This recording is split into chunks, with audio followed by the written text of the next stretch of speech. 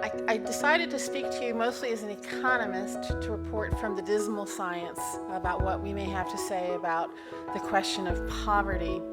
I wanted to just begin by talking a little bit about the church's commitment to the poor and health care. I'm going to talk about movies. The mind of the artist is not just a decorative mind. That art is not just a matter of beautification, but of cognition, of knowing the world. Knowing and communicating what has become known through the art is something that we've lost today. I want to start with a story, and it's a story of hope. Of all forms of literature, it seems to me, fairy tales give the truest picture of life. They're the only true accounts that man has given of his destiny. They embody the three great paradoxes by which we live: courage, humility, faith. Father Michael in the beginning said, we're here to ask important questions and to try to discover truth. But the one that's really vague to Americans is the solidarity. And I just want to sharpen 3 or 4 meanings of solidarity.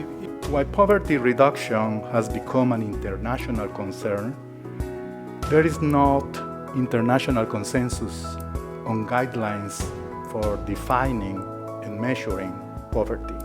We Americans have, as a culture, have not been much thinking about poverty. We have trouble with it.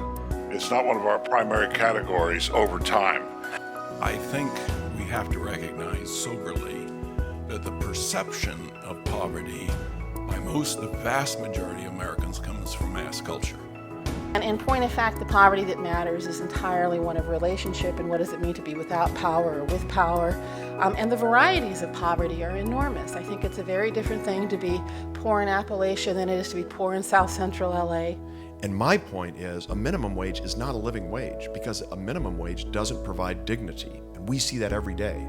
Unless you make communities livable with the expectation that there will be order, you're failing them.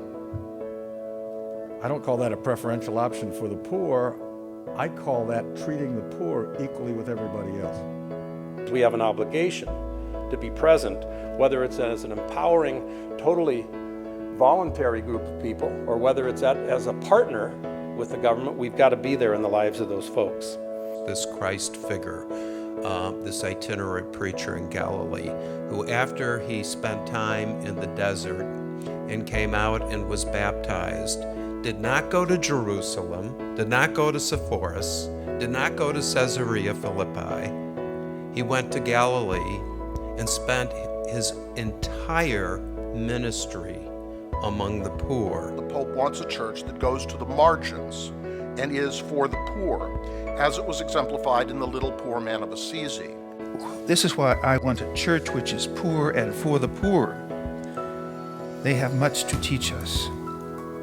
Not only do they share in the sensus fidei, but in their difficulties, they know the suffering Christ.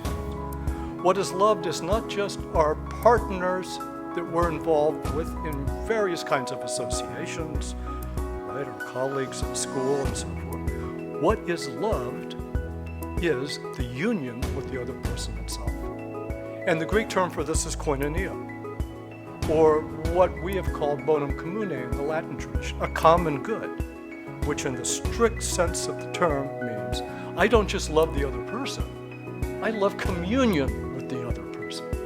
In those remarkable films in which there is that I-thou moment, it's sometimes just a meeting of eyes, in which, as Buber described the thou, in which the other person sees the full potential, the mystery, the beauty even of another person. Art reminds us how to be human, how to imagine the lives of others, including not only the lives of the poor, but of our own personal forms of poverty. We have to create that communio because none of us can do this alone. And we can do that because we're walking the journey. It's enough for one after.